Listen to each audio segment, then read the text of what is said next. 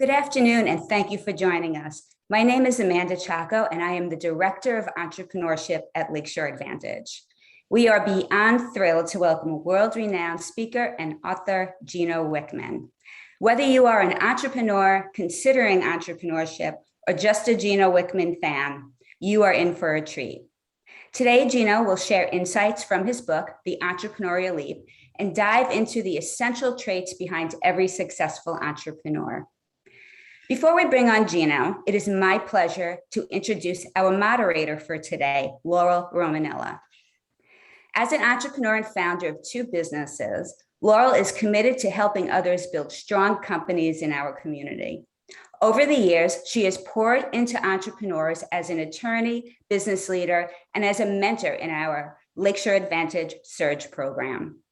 Now she joins Gino as a committed Entrepreneurial Leap collaborator, helping to impact 1 million entrepreneurs in the making over the next 10 years. Laurel will be introducing Gino, facilitating Q&A, and making a very special announcement at the end of the webinar. I will now pass the mic to Laurel so she can get the program rolling. Welcome, Laurel.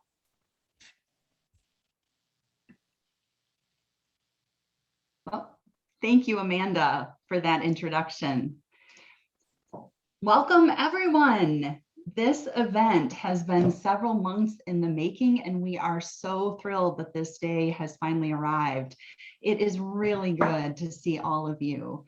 Thank you so much for joining us. And wow, are you in for a treat today? Gino Wickman is here. So this is how we will structure our time together. Gino will speak for about 30 minutes. And during that time, we invite you to populate the chat with all the questions that you have.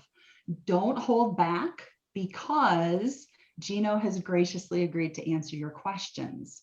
So please populate that chat with everything you have, and we will close the chat when we start Q&A. All right, before I turn it over to my friend Gino, I want to properly introduce him so you have a sense for the absolute impact that he's had on the entrepreneurial world. And if you would please, don't tune this part out. I know I have a tendency to do that during a speaker's bio, but please listen with real intention to get a sense for the real world experience that he is bringing to you today. So, an entrepreneur since the age of 21, Gino has had an obsession for learning what makes entrepreneurs and businesses thrive. At age 25, he took over the family business, which was deeply in debt and in need of help. After turning the company around and running it for 7 years, he and his partners successfully sold the company. Gino then set out to help entrepreneurs get what they want from their businesses. Based on his years of real-world experience, he created the Entrepreneurial Operating System, or EOS, which is a practical method for helping companies achieve greatness. He's personally delivered over 1,900 full-day sessions for more than 135 companies, helping them implement EOS. He's also the author of the award-winning best-selling book Traction, Get a Grip on Your Business, as well as 5 other books that have sold over 1 million copies. Gino has also founded and built EOS Worldwide, one of the largest business coaching companies in the world. This organization helps tens of thousands of businesses implement EOS with the aid of an international team of over 400 professional and certified EOS implementers. There are over 130,000 companies using the EOS tools worldwide. Gino is now devoting time and attention and energy toward helping entrepreneurs in the making get a huge jumpstart on taking their entrepreneurial leap, which is why he wrote the book, Entrepreneurial Leap. He's here today to help you get a huge jumpstart on taking your entrepreneurial leap. Welcome, Gino. Thank you so much, Laurel. I am so looking forward to this. And thank you, Amanda. And thank you, Lakeshore Advantage, for all of your hard work in bringing us all together. And so here we are. And I'd also like to thank you, the audience, for attending this event. You know, I wish we were all live in a room. That's the way I prefer to do these. But what I've learned, one of the nice opportunities with a webinar, with a Zoom call, is that you and I get to have a one-on-one, what I like to call coffee shop conversation. And so I'd like you to mentally take yourself there where you and I are just sitting together in a coffee shop and we're having a conversation. So I've got my coffee ready. So please grab your coffee, tea, or whatever it is you like to drink at 12:05 in the afternoon. And the way I want to position this is you, in its simplest form, you asked me, how do I become a successful entrepreneur? And I'm about to answer that for you. And before I begin, I want to kind of set the stage for you so you know exactly what to expect. The first thing that's important to know is that this message, this conversation we're about to have, is intended for an entrepreneur in the making. Okay. And so I'm making an assumption you're an entrepreneur in the making, which means you're thinking about starting a business. You may not have yet started your business, or maybe you did and you're in a startup phase, and this will help you make sure you made the right decision. But again, the message is for entrepreneurs in the making. And so with that said, the objective when all the dust settles is I want to show you, teach you, help you start a better startup. And so this message and this content I'm about to share with you has three parts. The first part I call confirm. The second part I call glimpse. The third part I call path. Confirm, glimpse, path. And what that means is we're going to take it one at a time, and we're going to first confirm whether or not you have what it takes to become an entrepreneur. I want to make sure you're making the right decision for yourself. In glimpse, what I'm going to do is I'm going to show you a glimpse of the life. You're going to see it in vivid color, all of your options, so that I believe if I can show you what it looks like before you do it, I'm going to eliminate half the mistakes you're going to make. And then in path, I'm going to show you a path to greatly increase your odds of success. I'm going to show you milestones along the way to make your journey better and ultimately become a successful entrepreneur. And so with all that said, as Laurel said, what I'm going to do is I'm going to share my message for about 30 minutes. And then in the second 30 minutes, we're going to open it up for Q&A. And so I urge you, as I take you through what I'm about to take you through, it's going to prompt lots of questions. And so pretend like we're sitting there in this coffee shop having this conversation. What question does that prompt for you? And immediately type it into the chat, because we are shutting down the chat at that 30-minute mark when I finish the message as we go into Q&A, because it's going to be easier for Laurel to manage the questions. So please get your questions in now and while I'm sharing this message, because you won't have that opportunity when we get into Q&A. And so without further ado, here we go. Again, confirm, glimpse, path. Let's start with confirm. So what I have learned is that there are 6 essential traits that every true entrepreneur has and possesses. And what I'm about to do is help you confirm whether you have these 6 essential traits.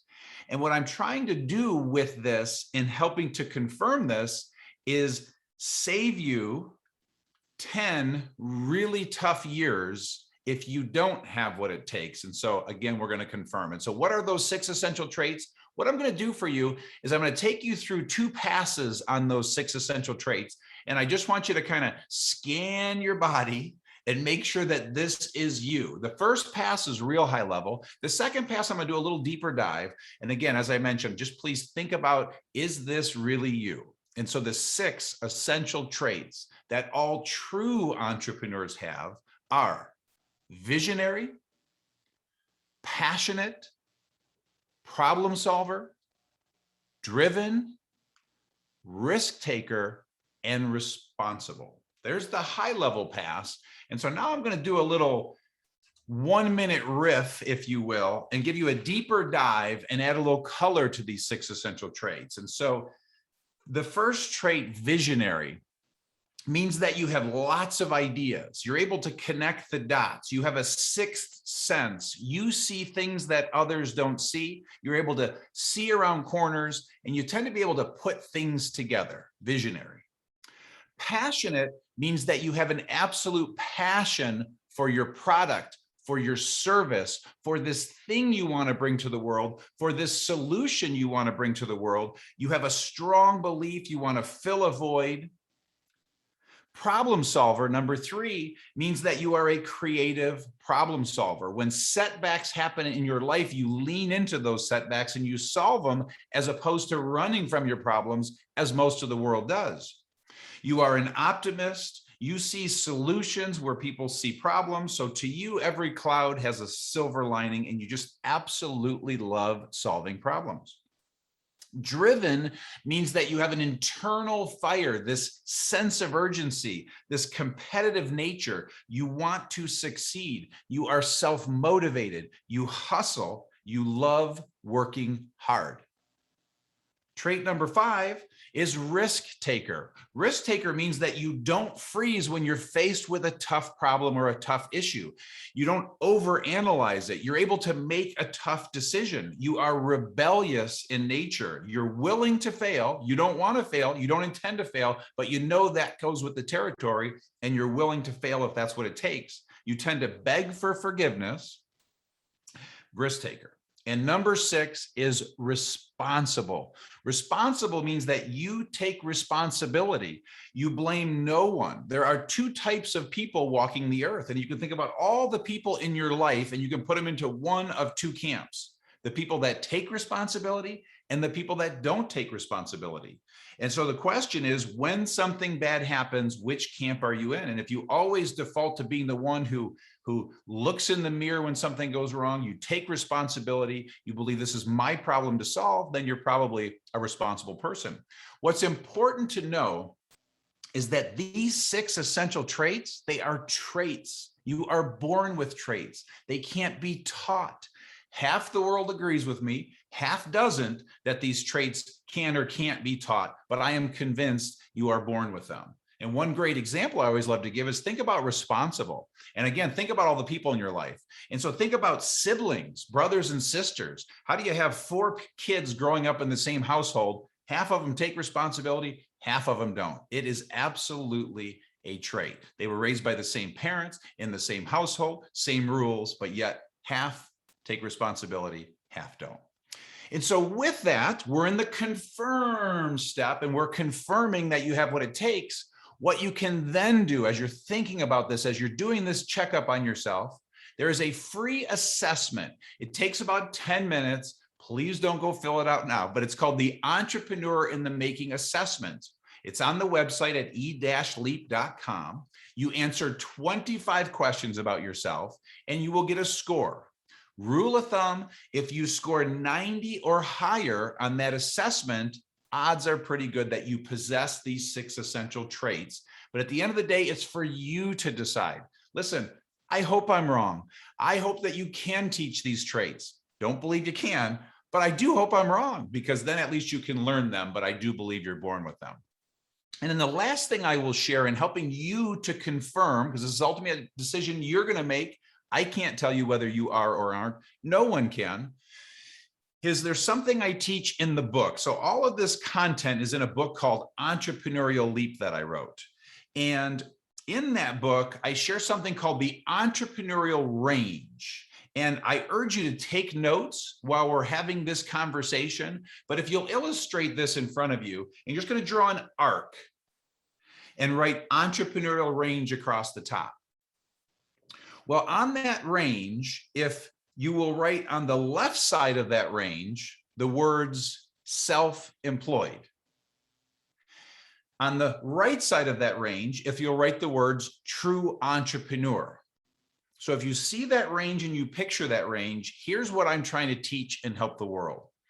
On the left side of the range, self-employed, so anyone that has their own business is somewhere on this entrepreneurial range. The far left are the one-person shows, people with a side hustle, a freelancer, someone who buys one franchise, somebody who has a lifestyle business. And then on the far right side of that range are the greatest entrepreneurs of all time. Elon Musk, Oprah Winfrey, Henry Ford, Walt Disney, Sarah Blakely. These are the greatest entrepreneurs of all time. Well, anyone that owns their own business is somewhere on that range. And when I talk about the 6 essential traits and a true entrepreneur, I'm talking about the people on the right side of the range. And so if you do score low and you do want to own your own business, you could be on the left side of that range. You could be a one-person show. You could have a side hustle still. And I always like to describe it as, if you have handy skills, you could literally go out, become self-employed as a handyman or a handy woman, go out, charge $60 an hour, make a 6-figure income, and you are independent, you are free, and you have your own business. It's just that if you have these 6 essential traits, you won't be able to stop yourself from building a business with lots of people. And so what'll happen is you'll get very successful, you'll do great work, and you'll realize, if I hire somebody for 25 bucks an hour and have them do this job, I can go find another job, make that profit, grow a business, and all of a sudden you'll end up with a construction company. But just know, it's not as if you score under 90, that it's some kind of a death sentence. You can still be self-employed. And worst case, if you score low and you want to be surrounded by entrepreneurship and you want to grow a business, then join forces with an entrepreneur that does score 90 or higher. So that's confirm. And I just need you to be honest with yourself, because I'm trying to save you 10 tough years if this isn't for you. Because being an entrepreneur is not the pinnacle in life. It's one of many career choices. That's confirmed. Let's go to glimpse. Now I want to show you a glimpse of the life so you make the right decision for yourself. And so what I do in the book in Glimpse is 3 very specific things. The first thing I do is I share countless real world stories of people just like you who started their business from scratch and built it into something, and exactly how they did it. So you're seeing lots of stories, getting lots of inspiration, seeing how it's done. The second thing I do is I share with you a day in the life of an entrepreneur, good and bad, heaven and hell, the dream and the nightmare. I give you this contrast so you can see how the ones that really do it right, who have the 6 essential traits, what it looks like in a day of the life from the dream scenario. Then I show you a day in the life in terms of the nightmare and the ones that do it wrong. And what I discovered in this, in all of my work with working with thousands of entrepreneurs, is entrepreneurs that tend to live the nightmare have made 8 critical mistakes in the startup phase growing their business.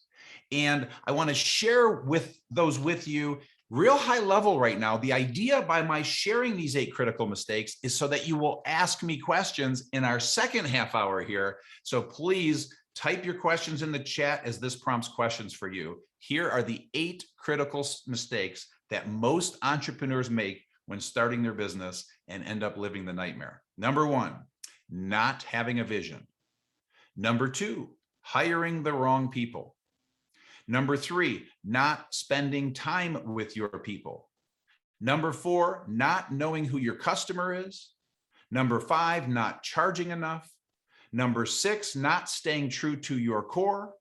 Number 7, not knowing your numbers.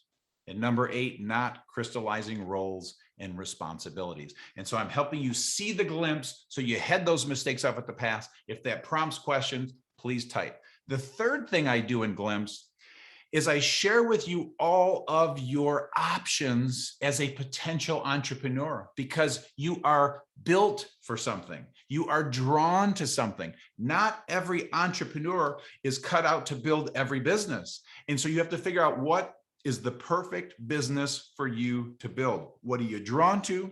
What are you built for? And the way it works is like this. We're helping you figure out the perfect business. There are 3 criteria. The first is for you to understand industry and the hundreds of industries available to you. And you've got to start to decide what industry you're drawn to.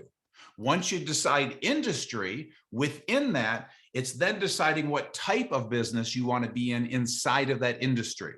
What I'm sharing with you right now is a tool I created called My Biz Match. Again, free, on the website. Takes about 20 minutes to fill out. Please don't do it now. It's all intended to prompt questions. So I teach it to you in the book. You can fill it out for free online, e-leap.com. But it's deciding that industry. You'll see the hundreds of industries available. Then deciding the type. When we get into type, there are 3 types you will decide what is right for you. First, you have to decide, are you a product entrepreneur or a service entrepreneur? 2 very different companies. I am a service entrepreneur. I have utter disdain for products, so I don't go down that road. Inventory gives me the heebie-jeebies, but I have lots of clients that are product entrepreneurs. You just have to decide which one you're drawn to. Number 2 is you have to decide, are you a B2B entrepreneur or a B2C entrepreneur? B2B means you sell to businesses. B2C means you sell to consumers. Which are you drawn to? 2 different types of sales process, marketing process types of businesses. And then the third type is, are you high price, low volume, high quality, or low price, high volume, lower quality, or at least commodity based? 2 very different companies. And so what are you drawn to? And knowing this is going to increase your odds greatly of starting the right business for you that you're built for. And then the third criteria in terms of you picking the right business is size. So employee size and revenue size. How big of a company do you want to build? Every entrepreneur is not cut out to build a billion-dollar company. And there's nothing wrong with having a $5 million heating and cooling company with 30 people. That's admirable. And so you have to decide, because we're being sold a bill of goods that becoming a tech billion-dollar unicorn is the only destination in life for an entrepreneur, when there are thousands and thousands and thousands of options for you. And there is no shame in building a $2 million company, a $10 million company, a $50 million company. And some of you may go build a billion-dollar company, but some of you, $1 million company with 10 people, that's your destiny. And there's nothing wrong with that. That's called My Biz Match. That's Glimpse onto path. And so now we're going to show you a path to greatly increase your odds of success. So what I want to share here are 2 things. First of all, I want to give you an overview of all of the chapters in path, again, to prompt questions for you to ask in Q&A. So get ready to type. So here are the chapters in path. First chapter is college or not. So depending on if you're at an age where you're deciding to go to college, I present all the facts, and then you ultimately will make the right decision for you. There's no bad answer here, but you've got to decide if college is the right path for you. Next chapter is how to discover your passion. I share 7 ways for you to discover your passion. Passion is what is at the root, the number 1 reason you will succeed. The next chapter is I teach you how to find a mentor. Having a mentor will greatly increase your odds of success. The next chapter is the power of 10-year thinking and the magic and how you will literally get there faster if you shift your thinking to 10-year thinking. The next chapter are the 8 disciplines for increasing your odds of success. Again, I'm going to give you a quick overview. Please type your questions. Here are the 8 disciplines for increasing your odds of success. Clarify your vision. Decide if you are a partner person. Know that the bigger the problem you solve in the world, the more successful you will be. Get feedback from customers and clients early and often. Know that your first plan will not be your final plan. Work hard, really hard. Take criticism and doubt from others with a grain of salt. And number 8, see it every night. The next chapter I call the 9 stages of building your business. Again, to prompt questions, here are the 9 stages of building your business. Generating cash, hiring an integrator, discovering your core values, holding yourself accountable, communicating frequently with your employees, having a plan B, C, and D, staying in your personal sweet spot, preventing your business from getting away from you, and capitalizing on coaching, training, and mentoring. And the final chapter is a lifetime of growth, learning, and motivation. And I share with you the books to read, podcasts to listen to, videos to watch, blogs, quotes, and general advice. And then the last thing I'll share with you in the path part of the book is a very powerful tool called My Vision Clarifier. Again, free and downloadable from the website. Don't go get it now, e-leap.com. But what this does is, let's pull it all together. You've now confirmed that you are an entrepreneur in the making and you want to take your entrepreneurial leap. I've given you a glimpse of the life and all of the possibilities, and you've chosen the right business for you. Now we're on the path and you've applied those disciplines. Now what we're going to do with My Vision Clarifier is we're going to take all this stuff swirling around in your head and we're going to pull it out of your brain and pin it down. There are 8 aspects to your vision as a future entrepreneur, and we're going to get you to make it real, make it tangible. And so very quickly, here are the 8 aspects. And what you'll basically do is think about these, you'll answer them, and then you'll literally just type them right into My Vision Clarifier. And so the first, what is your passion? You've got to answer that question. And like I said, in chapter 11, I teach you 7 ways to discover your passion, but you've got to know why you're doing this. Number 2, you got to know what your customers' needs are. So what are my customers' needs? You have to know your customer or your client better than they know themselves. And again, I show you how to do that. Number 3 is you got to know who your ideal customer is. What is the demographic, geographic, psychographic? Who are they? Where are they? What are they? Who is your ideal customer? Number 4, you've got to answer, what is your pricing structure? Before you launch, you've got to know your pricing structure and you've got to charge right. A great pricing expert, Casey Brown, watch her TED Talk. She's amazing at helping you price because most entrepreneurs underprice their product or service. Number 5, you got to know your 10-year goal. The number 1 larger than life goal out on the horizon 10 years from now, where you're going to land after all this hard work in the next 10 years. And then you're going to see where we start to bring it down to the ground for you. Then the next thing you're going to do is I'm going to have you create a 3-year plan, really simple 3-year plan. Then you're going to create a 1-year plan, making it real. And then you're going to create a 90-day plan. So you're going to take this vision swirling around in your head, pin it down, make it actionable, and you're going to know exactly what to do in the next 90 days to make your vision a reality.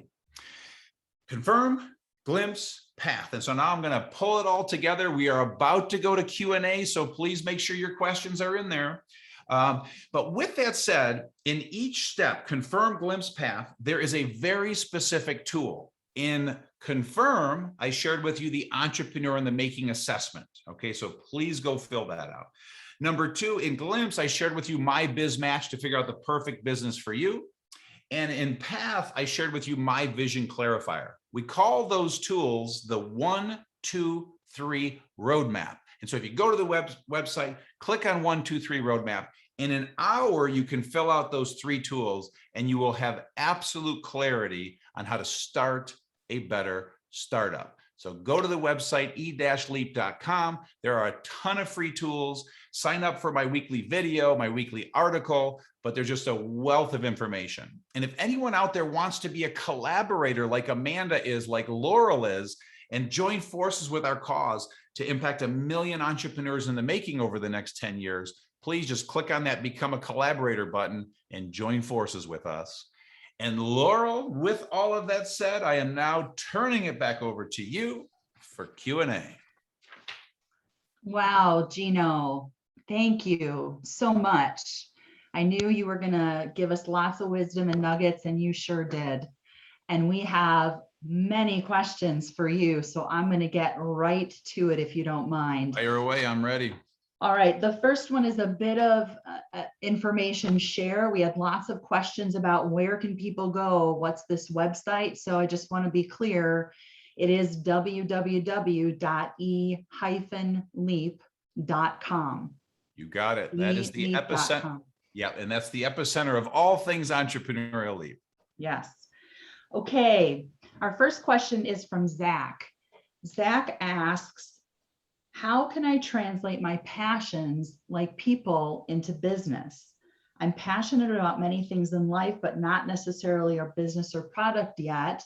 How can I transfer my passions into something that might be profitable? Yeah, so I would pull 2 things together in that question. So first of all, you got to know your passions. And I'm going to urge you, sorry, Zach, in the interest of the business you're about to start, is you got to pick the number one passion as it pertains to business, because I have lots of passions too. I love playing golf. I'm terrible at it, but I'm very passionate about playing. I love it. I'm never going to turn that into a business. So what I would urge you to do is you got to figure out the number one passion that you want to start a business with. And so when I say pull two things together, it's that, and then it's the My Biz Match. Decide what business you feel drawn to. Just fill that out in 20 minutes and it's going to give you some clarity. But what you're going to see in chapter 11, these 7 exercises I give you, you're going to see exercises that are going to help you whittle it down to this one thing I'm talking about. And I want to just quickly give the audience one quick exercise that I share, which was transformative for me. And it's a 3-question exercise. Question 1, you answer the question, what are my top 3 successes in life so far? Question number 2, you ask, what are my top 3 failures in life so far? And then question number 3, after pondering that, this exercise takes about 30 minutes, you answer number 3, which is, what has life prepared me for? And out of that, you're going to start to see common threads. And then the last little part about passion is the passion that you start your business with tends to stem from a wound or a pain or just something in your life that hurt a bit. Okay. And so I created Entrepreneurial Leap for my 18-year-old self that was a mislabeled derelict. I was an entrepreneur in the making. I was lost, confused, insecure. And so I want to help people that think they're entrepreneurs know this stuff so they don't have to go through the pain that I went through. I created EOS and the Entrepreneurial Operating System because I took over a family business and helped my entrepreneurial father build a great business and turn that thing around. And so I want to solve that pain. And so, Zach, hopefully that leads you a little closer to figuring out what it is. Great, Gino. Thank you for that. Our next question comes from Sinitra. She says, the biggest problem I've had is finding investors or financing. I've been taking side gigs to help with money. Where can I find an investor or financing for my business? Gotcha. Well, I would give you, I want to say 3 things. And it's Samitra. Am I pronouncing that right?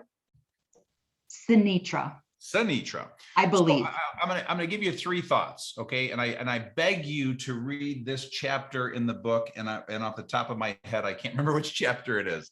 But the first thing I share are the statistics, and that is that very few companies raise capital. Very, very few. So there's this fallacy right now in the world that every entrepreneur thinks I got to have an idea and go raise money. More than 85% of entrepreneurs have never raised money, ever. Self-funded. All of my businesses, self-funded. So please, having partners is not all it's cracked up to be. You got to decide if you're a partner person, if you want partners. So statistically, Sinitra, you don't need to raise money or capital. Number 2, in that, there's nothing wrong with bootstrapping your business, organically growing. You know, it's the reality of business is it takes 20 years to become an overnight success. And if you'll shift your thinking to 10-year thinking and know that you can build what you want to build in 10 years, that's going to slow your mind down to make better decisions. Third is, if you really think you need to raise capital, like 15% of entrepreneurs, very rare, then I can't give you perfect options, but there are literally 50,000 investors out there waiting to give you money. You just need to present one hell of a plan. I would urge you to start with friends and family, keep it close to home, because you're also going to see statistics in the book about friends and family, because when we talk about the 15% that raise money, almost half of that is just friends and family money. So going to a professional investor, it changes the game a little bit. And so you just want to be careful with that. So start with friends and family. Third, or the second option, if you want to go to a professional investor, is you can search them online, be really careful. Most of them are bad. You can start asking around. I promise you, you could throw a rock to 20 investors where you're sitting right now. Okay. So start asking around, but please hear point 1, because I will never raise capital for any business I start. For me, it's not necessary. I don't want outside investors. So there's my answer for you, Sinitra. Hope that helps. Thank you, Gino. And you mentioned in your answer, you alluded to partners. So this is a great follow-up question from Madison. She asks, how should I decide if I want a partner or not? Yeah, so that's great. So basically, here's what I write in the book. I'm going to give you the high level. There's a little more detail there, but you have to decide as early as possible in your journey whether you are a partner person or not. There is no bad answer here, but there are two types of entrepreneurs in this case. You are either a partner person or you're not, okay? And so half of my clients are not partner people. They own 100% of their business. They have incredibly passionate leadership team members that have no equity in the company. They're compensated well, but you can build an amazing company keeping 100% of it, and it works perfectly fine. And I share some great stories about clients where one had a partner and realized, wow, I'm not a partner person. I don't want them. So you have to decide that. The second type is an entrepreneur that should have partners. You want partners. You need partners. And a partner person falls into two categories: majority ownership or equal ownership. So you're either a partner person that needs to maintain control, or you're comfortable sharing that control.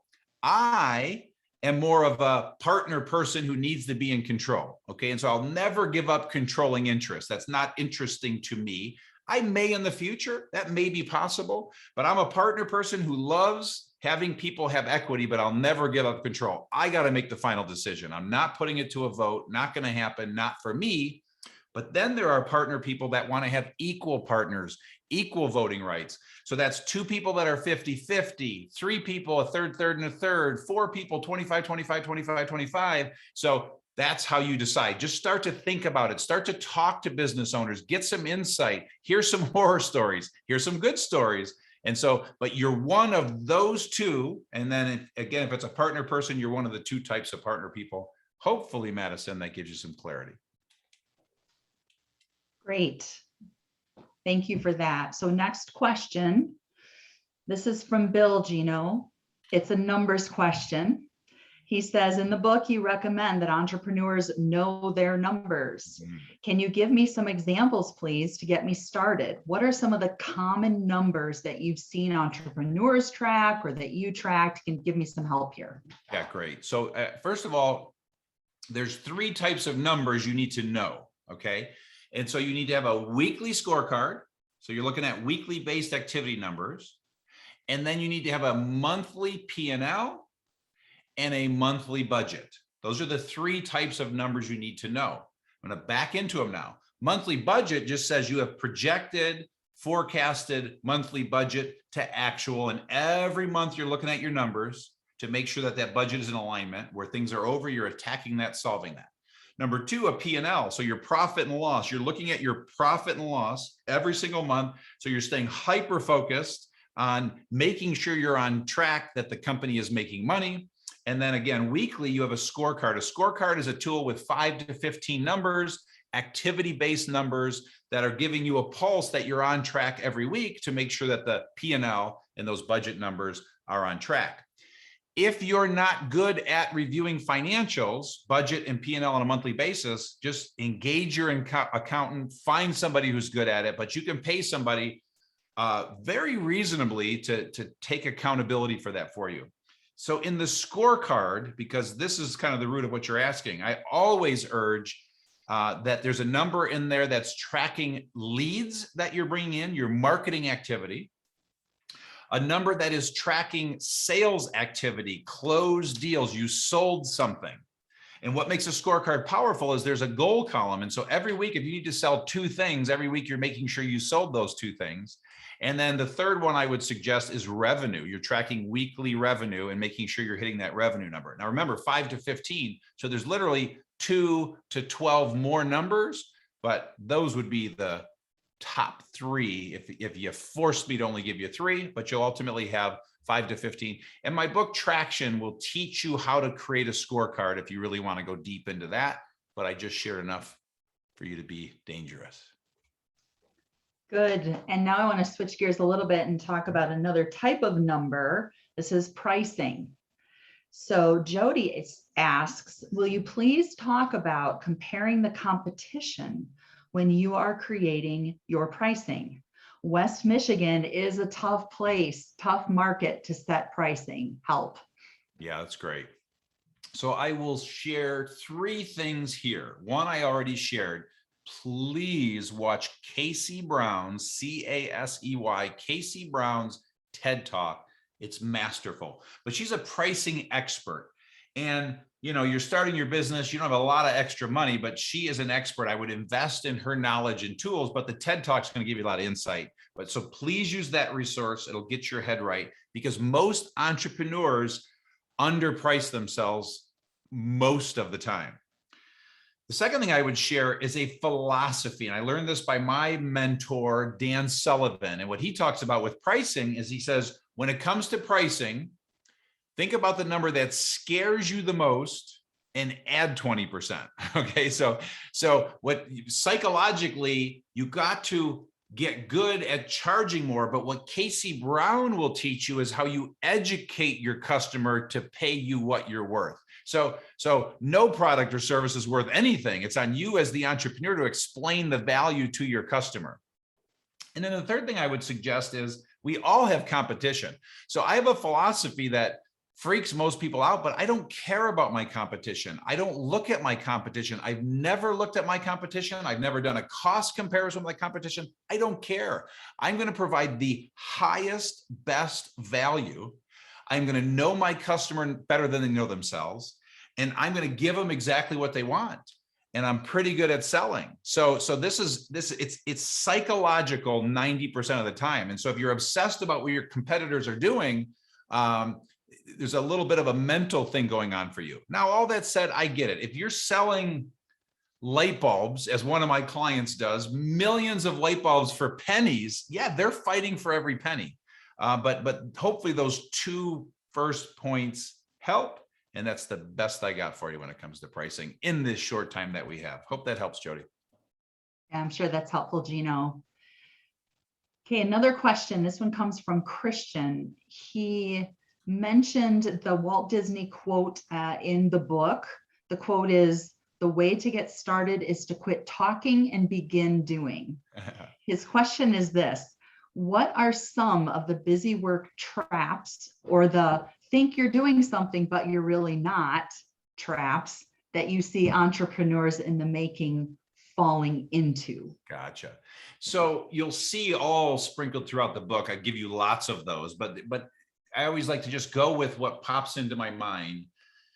So I'm going to say 1, 2, or 3 things, because the first thing that is a death trap is you being obsessed about your product or service and trying to get it right before you share it with the world. And so the entrepreneur that's spending 90% of their day thinking about the product and service and 10% of the time selling that product or service is making a terrible mistake, because you need to spend 90% of your time selling that product. And even if your product or service sucks, and most of your products and services will suck at first, you get so much client and customer feedback, it will help you make your product more valuable. So you just got to get out there. You got to get that service in front of people. You got to sell that product to people and get their reaction to it. So 90% selling, 10% tinkering, once you got something kind of half-assed to put out there to the world. So again, the mistake is 90% tinkering, asking your mom, your sister, your brother, your dad, your best friend, what do you think of this? What do you think of this? Ask people that are going to pay you money. Until somebody pays you $1, you have nothing. So that's the first thing that comes to mind. And then in terms of the second, if there's a second one, because quite frankly, that's probably the best one, is a similar point, but nothing happens until you generate revenue. And so we go all the way back to, I think it was Sinitra's question about raising money. You know, that is such a trap for most entrepreneurs that don't get it, because they think if I go raise money, then I'm going to be successful. No, go out and just start selling stuff. Raise your own money by generating revenue on your product. I can't tell you how many examples there are of people that literally pre-sold their product or service and then delivered it. That's how they raise money. Get people to cut you a check for your product. And so my point in this whole thing is just go sell. My best advice, go out and get rejected 100 times next week. Get 100 people to tell you no. Nothing will make you successful faster than hearing people tell you it sucks, you're wrong, I don't want it. And sadly, this younger generation is not really good with rejection, and you got to get rejected thousands of times if you're going to be successful. Anyway, that's the best I got for you there. And was that Jody asking that question, or did I write my wrong name down here? Christian. That's okay. Yeah, Christian. Yeah. Hope that helps, Christian. All right. All right, Gino, we've had a number of questions with this theme. Yeah. When, after we take our leap and along this journey, should we be considering using an operating system? Gotcha. Well, I love that. I mean, that's like pre-selling the other thing I created. But here's what I would suggest. Here's the way I teach it to the world, okay? So if you picture the lifeline of an entrepreneur, from the day they are scratching their head thinking about starting a business until the day they sell their 1,000-person company, hypothetically, I created Entrepreneurial Leap in this content we're talking about today to take an entrepreneur from scratching their head to starting their business and selling making their first dollar. That's the Entrepreneurial Leap sweet spot and target market. I created on EOS, the Entrepreneurial Operating System, for a company that has 10 to 250 employees. That's the sweet spot for an operating system. And so if you do the math and you see that there's this no man's land between generating your first dollar and having 10 employees. And so what I've discovered is the Entrepreneurial Leap content is very good for somebody in that startup mode, but for entrepreneurs that are very sophisticated and savvy, implementing EOS out of the chute when you start your business can absolutely work. Even though that's not the target market, my two businesses that I've started since I created EOS have run on EOS from day one with the first two people. So you can start implementing an operating system immediately when you start your business, but just know that you're going to customize these tools a little bit, and you're going to have so many iterations of your plan and your product and your service. You can't be so rigid with the operating system. And so it can work immediately. In most cases, it's when you reach your 10th employee. It just depends on how savvy, sophisticated you are, because in that startup mode, you are just surviving, man. You are fighting like hell every day for 2 years just to survive.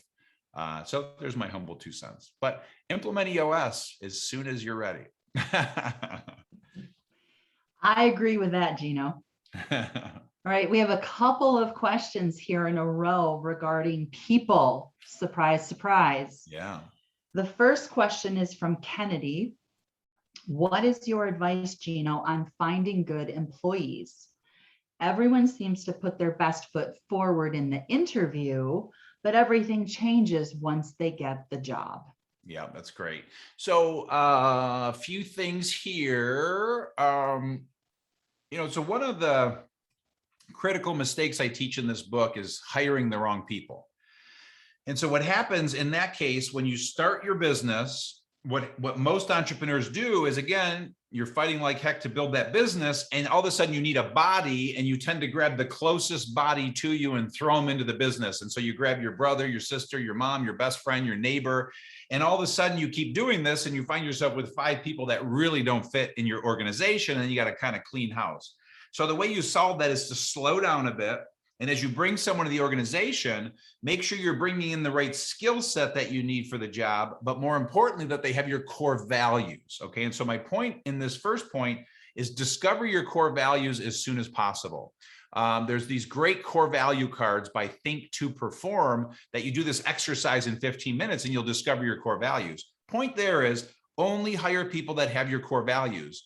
You reek of 3 to 7 things. Okay. These personal characteristics that you have, and you just want to surround yourself with those same characteristics. We call them core values.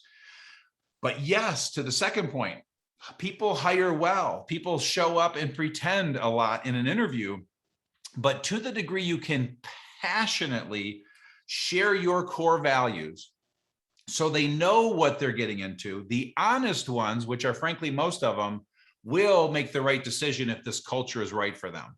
And simply put, if you make a mistake, and occasionally you will, and bring in the right one, you got to slow hire, quick fire. If you made a hiring mistake, fire quickly and just go find somebody that does have your core values.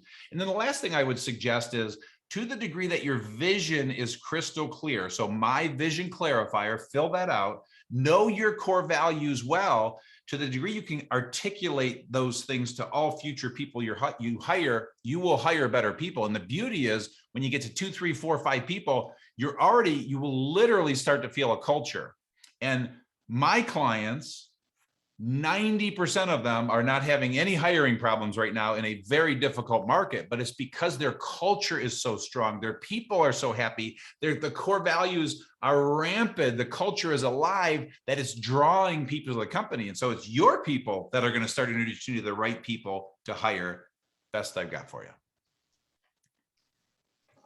Very similar question here, Gino. So you just talked about the importance of core values to finding the right people and articulating your vision.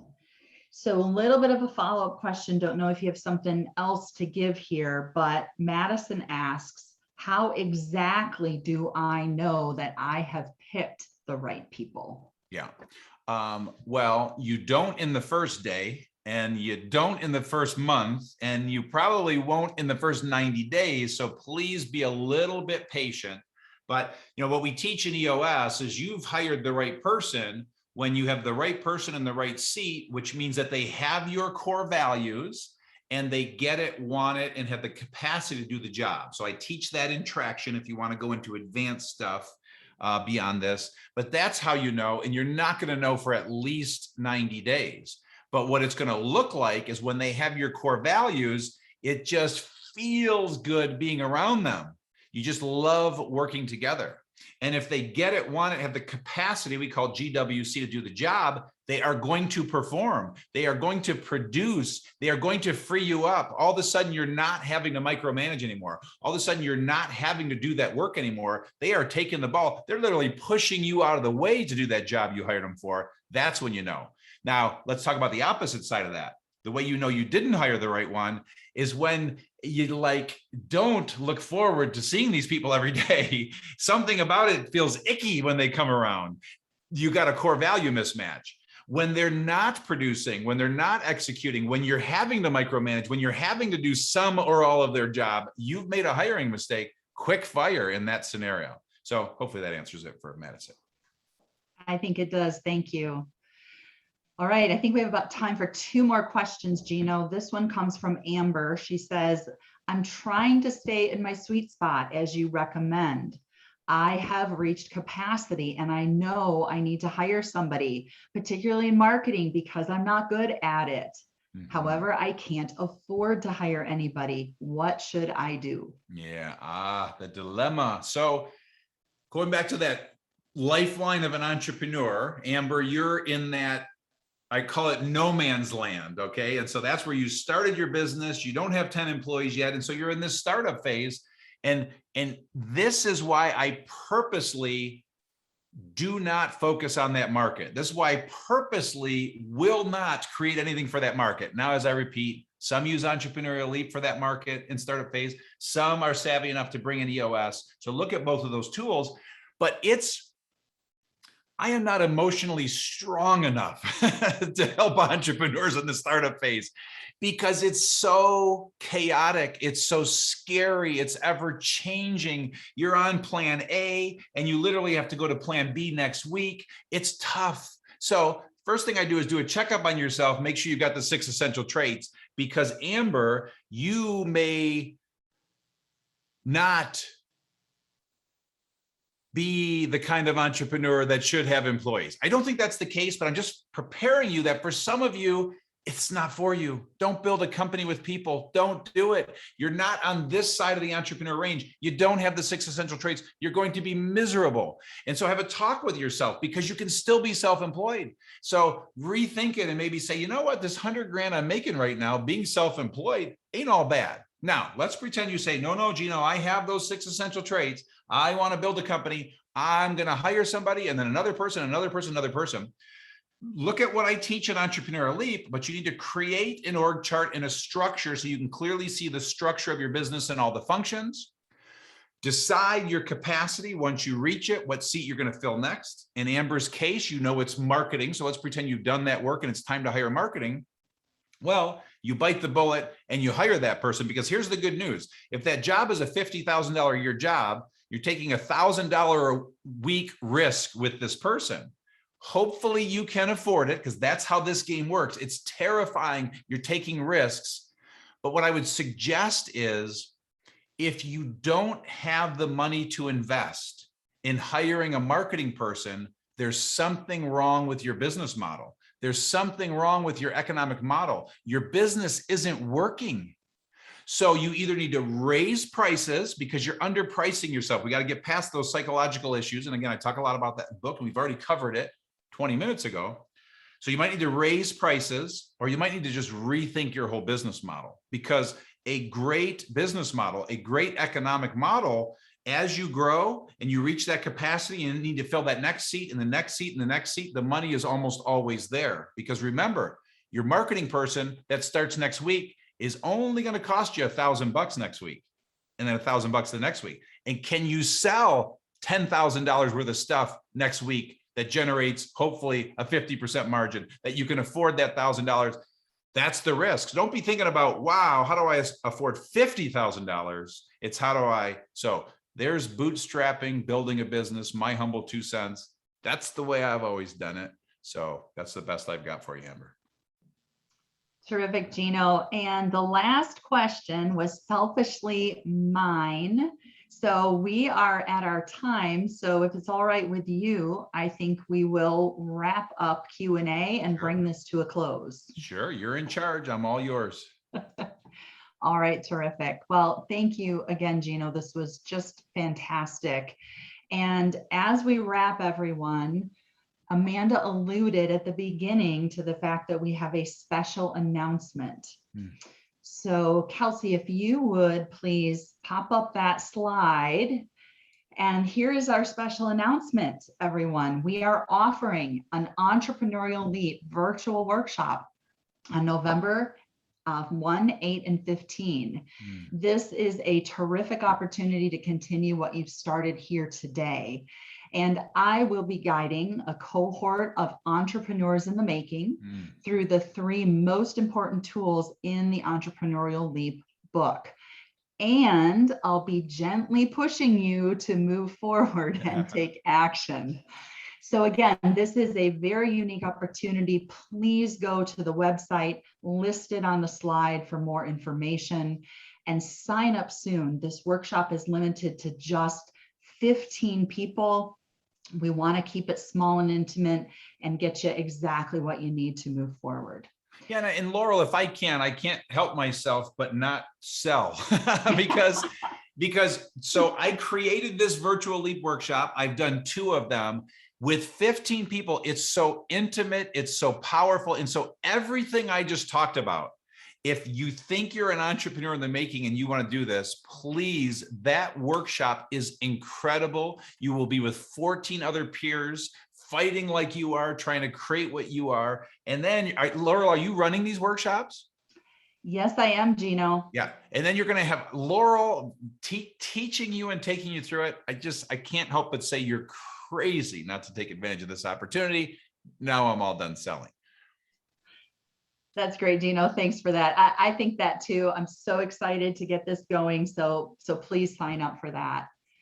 All right, everyone, as we close, I just want to express big appreciation and thanks to our wonderful sponsor and host, Lakeshore Advantage, and a particularly huge thank you to you, Amanda, for working so hard to make this event a reality.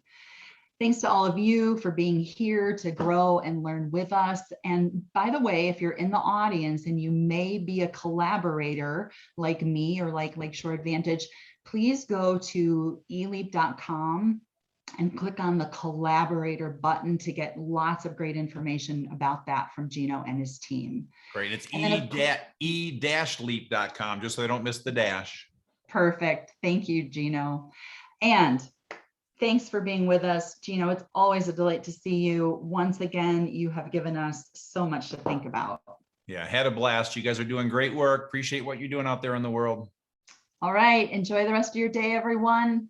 Don't forget to sign up for that workshop.